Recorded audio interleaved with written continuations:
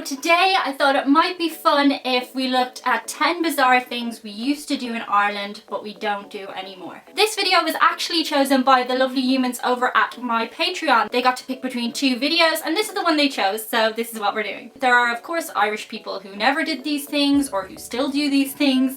That's cool, it's just a list. These are just kind of fun, silly things I picked out of my brain head. So kicking off at number 10, it's covering your school books in wallpaper. I don't know if kids still do that or their parents do that for them because I'm not in school anymore, but maybe you can tell me in the comments. There used to be some advisement to protect your school books with a cover, and the thing Irish parents used to do as a hack was get old wallpaper and cover the kids' school books in them. I don't know why the book covers warranted this much protection. I mean, we did doodle on them a lot and I do remember book covers still falling off, but they fell off irrespective of whether they were covered or not. And I remember on day one of starting a new year in school, I'd look around the class and the smart kids would have all their colour coordinated wallpaper school books. Or even there'd be some fancy kids who had like colour coordinated book paper. They had actual book paper. As I recall, I ended up asking my mother to get me that specific book paper even when I started covering the books myself. I don't think I ever managed to colour coordinate every single book. Number 9. Billy roll. If you're from America or Canada or Australia or New Zealand or the UK, you might not have heard of Billy roll, although I did read some article about how it was being exported and you guys just didn't get it or something. Let me clue you in, you need to get Billy roll. Billy roll is something that went in your school lunch when you were a kid. It was roll with a face on it, and it was always the same face. I think they actually upgraded it as the years went on to a slightly different face, but essentially all the supermarkets across the country had Billy roll and it had this face. I think they got fancy at one point and tried to put dinosaurs on it and stuff. And there was even a version with a bear on it, which was kind of bizarre. I can't speak for its nutritional value, but I assume it wasn't bad because all the kids were eating it. And I don't know if it exists today because at a certain point in your Irish life, you just stopped eating Billy roll. One day you picked it up, ate it, put it down, and never ate it again. Why? I would still eat Billy roll. I'd do it. Somebody give me a Billy roll. Hook me up with some Billy roll, yo. Diane, you are not gangster enough to pull that off. Coming in at number 8, it's flat 7-Up. Everybody from Ireland knows that when you are sick, what will cure you, no matter what the illness, the sniffles, a broken leg, imminent death, flat 7-Up will cure all your ills. But Diane, people still drink flat 7-Up when they're sick. No, no, no, no. When you cease to be a child anymore, people stop bringing you flat 7-Up. You have to go get your own flat 7-Up. And that kind of ruins the whole vibe for me, anyway. So yeah, it's going on my list. Number 7, playing the recorder. I put this up on my Twitter because I was wondering, do people still have to do that in school? A couple of people from America responded that they also did it in school. I always thought it was just an Irish rite of passage, and I don't know why. I don't know why. I still don't know. I still have my recorder, and it proved to be the most useless instrument in the whole entire instrumental repertoire. Is that a thing? I don't know. You couldn't play it in an orchestra. You can't play it in a band. All it was good for was a school concert at Christmas time where everybody played Mary Had a Little Lamb and then joined together to play Jingle Bells. And that's all I can play then on the recorder, and that's all I can play now. I remember I got so good at the recorder, I got moved into a special class, and it was a special class, where people played the treble recorder, which was an even bigger recorder. So if the regular recorder wasn't defunct enough, the treble recorder then had completely different notes. You benefited nothing by having learned the recorder. Why did we all learn the recorder? I don't know. Can anyone tell me? Is there any benefit to it to you? Are you now a professional recorder player as an adult? I'd like to know. Next in at number 6, we have line dancing. Now, at one stage, line dancing was pretty popular everywhere, but in Ireland, for some reason, it went baloobers. Even a pre-famous Colin Farrell got in on the craze. People got really, really good at line dancing. I guess it was like the fidget spinner of its time, but then all of a sudden they just stopped doing it. I don't know a single person who line dances anymore. I don't even know where you could take line dancing classes in Ireland.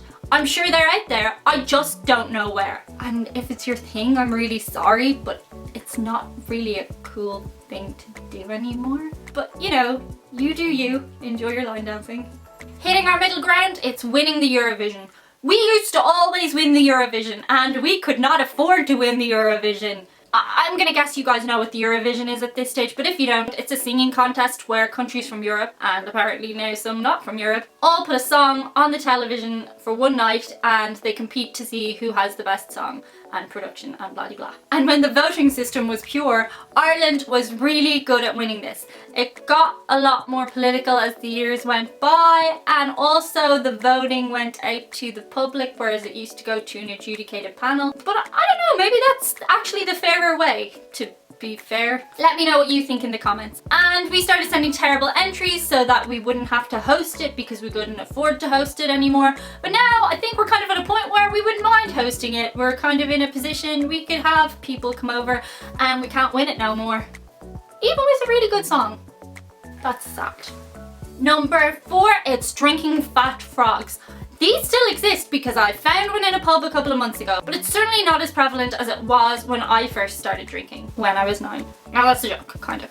A fat frog was the sugariest drink you could get your hands on, and it was a good segue between fizzy drinks and alcoholic beverages. You know, when you first start drinking, you don't actually like the taste of alcohol.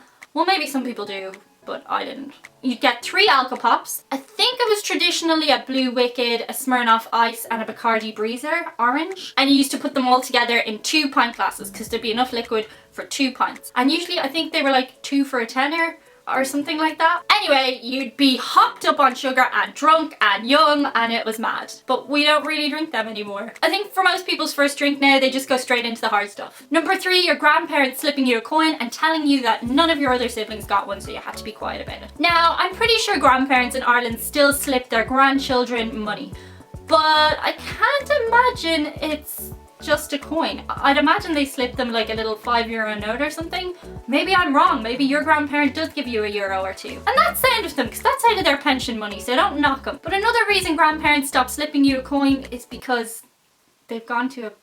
When people get old, well, they're not... It's a circle of... Let's just say they stopped giving you a coin. Coming in at number 2, it's getting a smack with the wooden spoon. Back in the day, a slap with a wooden spoon when you did something really, really bad was punishment. Actually, to be honest, I think a lot of mothers threatened it or chased you around the kitchen with it, but you know you'd done something really bad if they actually followed through and gave you a smack on the arse. But nowadays, in 2018, that's against the law. Very against the law. Let me know your opinions on that being banned. And coming in at number 1, it's a song we hear that cheers us up no matter what. I think I only need to play the Irish people a tiny fraction of this song so they'll know what I'm talking about. And also because I don't want to get copyright striked. Are you ready now? Move to the roof now live. It has no meaning. Are you ready now? Move to the madness. On a party night to you. We bring this group to you. I'll leave a link in the description for the non-Irish people, but basically this song used to come on at the end of it, mostly teenage disco or in a nightclub or whatever you were doing, and everybody just went mad. I kind of think it's like the unofficial Irish anthem. Even if you were having a shite night, you were obliged to get up off your arse and go and have a bop. And while it is played sometimes now when I go on a night out, it's not done religiously every single time. But it's always appreciated when the DJ does play it, so yeah, let's maybe bring that one back, guys. So that's it for my top 10 Irish nostalgic things that we don't seem to do anymore. Let me know if I missed any in the comments below, and feel free to interact with each other in a respectful way. If you do like this channel and what I'm doing, go check out the merch store where you can get cool nuggets like this. Some big shout outs to Barbara Hipsinger, who put a sticker on her iPad, Brent Wood, whose adorable dog inspected and approved his mug, and Kevin Collins in Illinois, who tagged me in the sweetest photo. Or for the price of a pint, get access to Patreon, where we're all having a good little chat at the moment. This was, and now will forevermore be called, Wally Wednesday, because the people in the comments decided that was a good name for the Wednesday video. I'll see you on Friday. Maybe you guys will come up with a cool name for the Friday videos. Maybe Chewie Friday. Be fair. Oh. No. Pretty sure grandparents in Ireland still slip their Diane, words. Use your words.